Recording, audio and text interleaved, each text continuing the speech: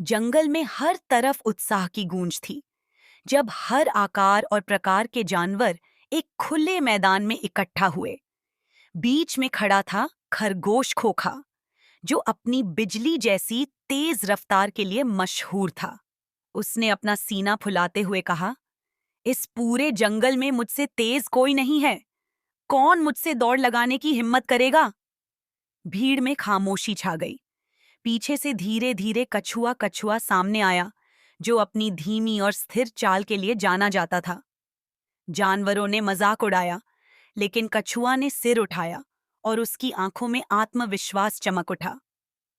मैं तुम्हारी चुनौती स्वीकार करता हूं, खोखा, उसने घोषणा की।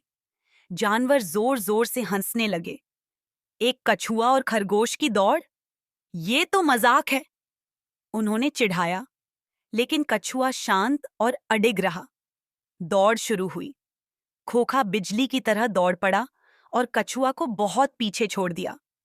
खोखा अपनी बढ़त को लेकर आश्वस्त दौड़ के आधे रास्ते पर एक हरे भरे मैदान में पहुंचा। उसने छांव में एक जगह देखी और अपने घमंड में डूबकर आराम करने का फैसला किया।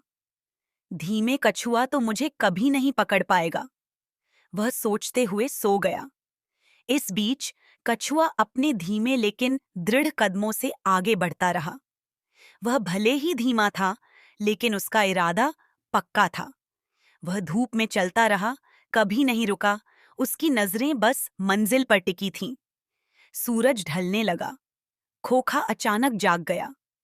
उसने इधर उधर देखा और घबराहट में आ गया। कछुआ कहाँ है? उसे एहसास हुआ कि वह बहुत देर तक सोता रहा। खोखा तुरंत उठा और पूरी ताकत से दौड़ने लगा, लेकिन अब बहुत देर हो चुकी थी।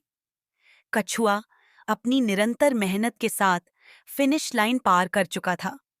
ठीक उसी समय जब खोखा हांफता हुआ वहां पहुंचा। भीड़ खुशियों से झूम उठी। कछुआ की जीत का जश्न मनाने लगी। खोखा थका हुआ और हार मानते हुए जमीन पर गिर पड़ा। उसने कछुआ को बधाई दी, जो गर्व से मुस्कुरा रहा था। जानवरों ने उसे घेर लिया। उनका मजाक अब प्रशंसा में बदल गया था। उन्होंने एक महत्वपूर्ण सबक सीखा था।